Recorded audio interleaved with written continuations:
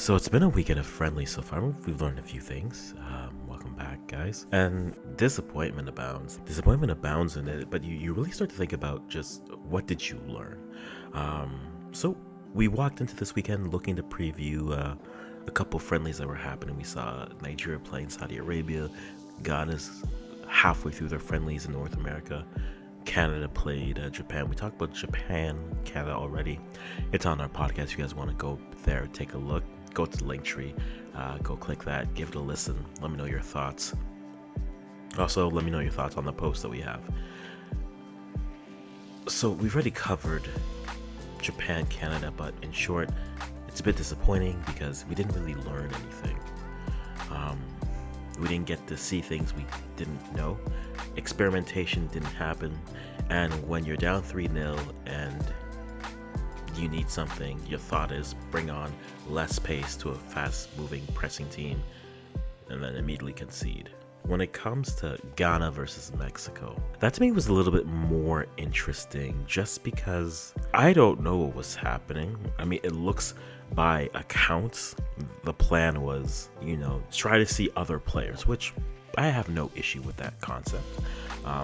They wanted to try to see, but when you look at the overall, I'm using Google stats here, so take that with a grain of salt. 12 shots to 4 for Mexico, 4 on targets to none for Ghana. For Mexico, 55% possession for Ghana versus 45 for Mexico. Ghana had more passes, more fouls, less fouls, more yellow cards. Eventually got more corners nearer to the end of the game, but more offsides. Chris Hughton started off with a lineup of Gideon Mensah, Nicholas Opoku, Joseph Edu, Kinley Schindler, Stephen Ambrosius, Thomas Partey in the midfield as your two, Paintsill, Kudus, and Uwosu as your midfield attack, and with Semenyo up top. And the first thing is why Stephen Ambrosius is playing as a holding midfielder. I understand you may be missing some people, which is fine, but then play someone else. Play Jerome Opoku there. I know you want to see Elisha Wusu. Well then, you have Ransford Yaboa, who's there. You have Osman Bukari, who's not available. Not to mention you had Ernest Nwamwa, but you chose not to play him until there, so I'm going to assume then you're going to try to play him against the US. But you had those two players, why didn't you try to do something with them? Now, ultimately, you lose Joseph Edu to injury, which is unfortunate. And we know this isn't the strongest Ghana team.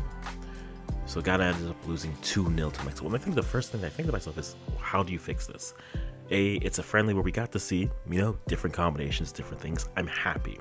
I would have liked to see a Ransford Yeboah because when else are you going to see him? Which, ultimately comes down to other players. We'll get to Patrick Pfeiffer a little bit later. But, man, I think this team really does need Kofi Tre. Not because he's all of a sudden going to just be this amazing player that unlocks everything, but he's one of the few players in that midfield to attack who isn't holding on to the ball a bit too long. And I call this almost a bit of it's a pandemic of everyone knows we have a problem, but everyone thinks they're the solution to the problem. Right? Everyone wants to play hero ball, and one of the biggest struggles we see with Ghana continuously is this everyone wants to hold for whatever reason, and we as players, they tend to forget that the ball does move faster when you pass it versus you carrying it. Kudus is an exceptional player. He's playing well, there's no doubt about it, but in this team there are other quality players as well. Kudus might fancy himself as the best player on the squad. That may end up actually being the case. That being said, though, he's not the 9. Give the ball, move the ball, move. I think that's a little bit of a frustrating thing for me because there is talent on this squad. That was brought up. We didn't get to see all of it, but you see the work of Semenyo. This isn't an Iñaki Williams problem. It's not a Semenyo problem. It's a everyone else problem. From the standpoint of, ball's got to be moved. You got to reward the players for putting in that work. They're putting themselves in positions to score, but players want to hold on to it for whatever reason. Players want to try to carry it more than need be. And I think what ends up happening is there we negate the opportunities that we are creating there. Ghana should be a far better ball possessing team, and a team that can find space and exploit. They have the players to do so, but they have players who feel that they have to play with the ball all the time, and that is very frustrating for me, because we don't get to see the full potential of the squad. Instead, we get to see players who in moments try to make the best move in that moment versus the right football decision. It's the best player decision, and that gets very frustrating. And I think that caps the potential of this side. I do disagree with Chris Hughton when he says, a player like Semenyo or a player like Iñaki has to work more to get it. Well, they are working. No one's feeding them. So then why are they going to work? It's not the end of the world. This is a friendly. I understand that. But some of the same issues that we saw are still pervasive. And I think now when you start to match up, you look at a game against the US, who probably have a better... US is the better of the two teams right now. So seeing Ghana now, granted, we'll have an opportunity to see, probably based off of how substitutions were made and moved, it'd be nice to see that top attacking trio of Iñaki with Jordan on one side, and then maybe they actually say, hey, Ransford, go in and see what we can do against this quality side. Because in terms of players that can create, I don't know what there is. Knowing Chris Hughton, he'll just go Paintsel again, which isn't a problem. Paintsel was probably one of the better attacking forwards on the pitch. Kudus had his moments, but again, Kudus always has passes, but his eyes are always towards goal, which I think is one of my biggest problems with this Ghana squad overall. You don't have as many players who are looking to move the ball. They have a lot of players who are looking to score, which isn't a problem. Everybody wants to be the next Samuel Jean or wants to be that person, but it's easier to do that. Unfortunately, it's funny because I think of it as then on the Canada side, you have strikers who can actually score, but everyone wants to make an additional pass. It's that's always not helpful. I think ultimately it's a conversation of just a system. You have to put in a system where it's create the movement. Now, what does that mean? You have to play more compact so that players have to just move off of the ball, maybe. But Ghana doesn't mind sitting back. As long as Ghana's going to hit with those two holdings, you're effectively just saying, okay, now the gap in between is either a Thomas Partey connecting or Kudus dropping. If Kudus drops and gets it, all he's going to do is carry. It's a bit frustrating on that note, but I don't think it's the end of the world. We get to learn more against the US again. The US is going to push them a little bit more defensively. I would love to see, again, some changes out wide, see what Ghana can do. It's unfortunate that we missed out on so many quality players to play. We're trying out effectively not our first choice back line. Gideon Mensah is not helping himself right now. I understand he is long-standing in the team, but he is not helping himself with his positions. And we don't have necessarily the players to come in and replace him, but he's not helping his case. Again, if Lamptey's here, he clearly starts. Again, if all the players are healthy, you have Lamptey, either Amarte, either Salisu, or Jiku. You're fine with your back line in that sense. Even if you want to go for a back three, and then in the midfield either do a Kudus as your more 8 midfielder, and then Partey as more of your 6. I do want to ask the question in terms of selection. What are we doing exactly?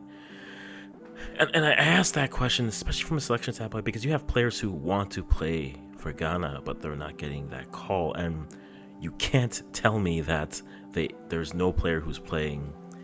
There's a player that's playing better for them. I'm looking at Patrick Pfeiffer specifically, right? Playing in Augsburg, a center back who, at this point, his rate, he's been solid all year. He's been solid since the end of last year. Yet, he hasn't received either A, a call up, or B, really hasn't received the opportunity to play. And it's like, why? You're looking at the player, you're asking yourself, well, this player has the ability, and based off the players that were called, yes, Nicholas, they should be there. He's switched over his nationality. This isn't a question of, is he committed? He's there. So then why isn't Ghana making an effort to bring him in? Are you just gonna wait for World Cup qualifiers then? Because if you're gonna trot out the same thing, you need at least solid replacements. You need solid depth on your bench. And right now, Schindler hasn't shown me, unfortunately. Hasn't shown well. That's nothing against the player, but in his opportunities to play and shine, he hasn't afforded himself well. Edu is injured. Opoku could give you something, but I don't know if Nicholas Opoku right now, playing in Ligue 2 versus Patrick Pfeiffer, who's playing in the Bundesliga with Augsburg. Like, I don't know. I don't know what else this player has to do to show that they should be playing. They are a player who is playing well, and so I ask myself, what else can they do to really show well? Because at this point, there's nothing else that they can really show other than continue to play, and it's up to the coach and it's up to the federation, and that's a whole conversation itself, to identify the players that can play well, not identify the players that we have a vested interest in. So for Ghana, you're going against the US. I would love for them to actually, play.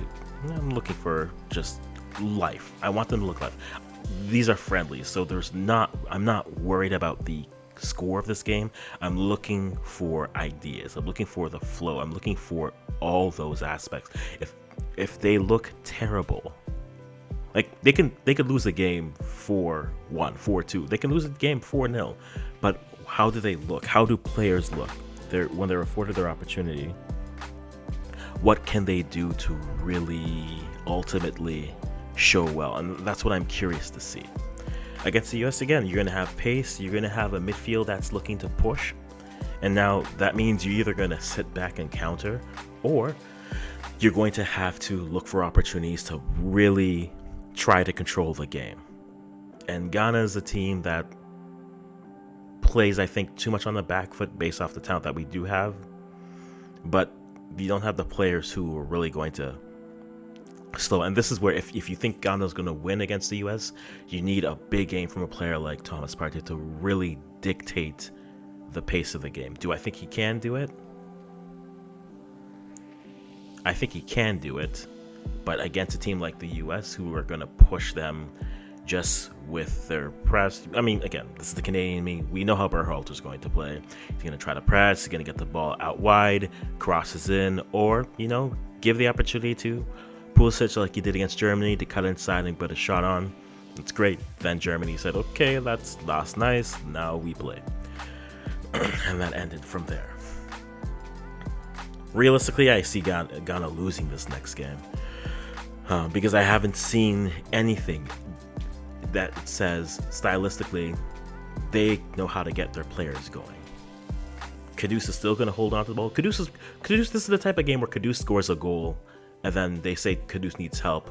But like, this is like when we watch AFCON, the last AFCON, when Andre Ayew scored the goal against,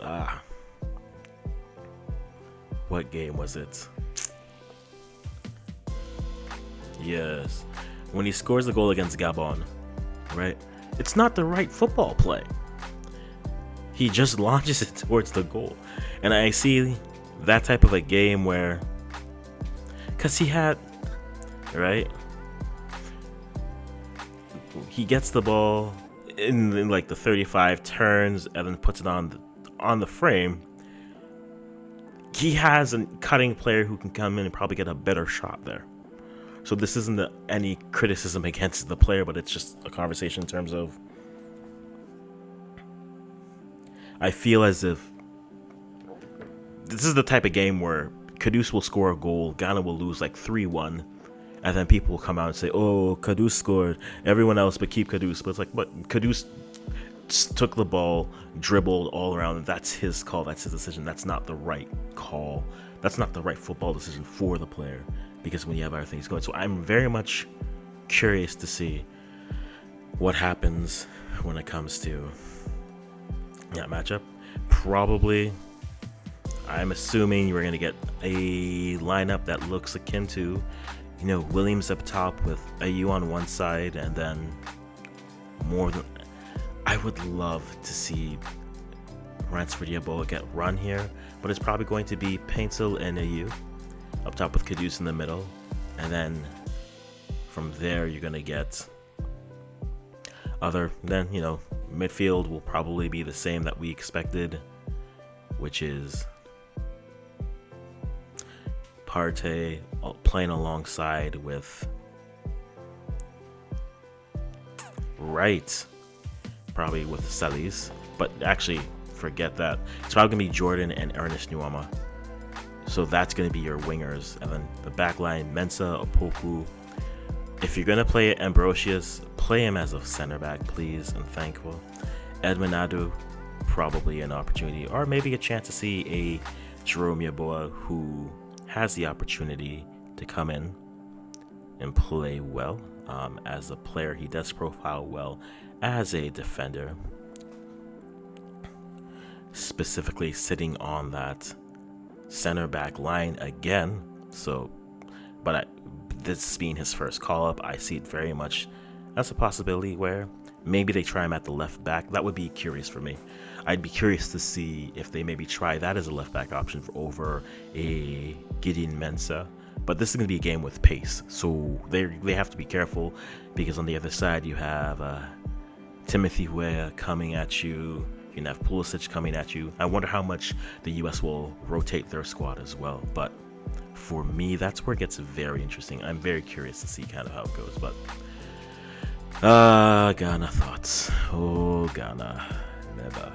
You make us proud. But Hughton, I have questions for you. Kurt, I have questions for you. Kudus, move the ball.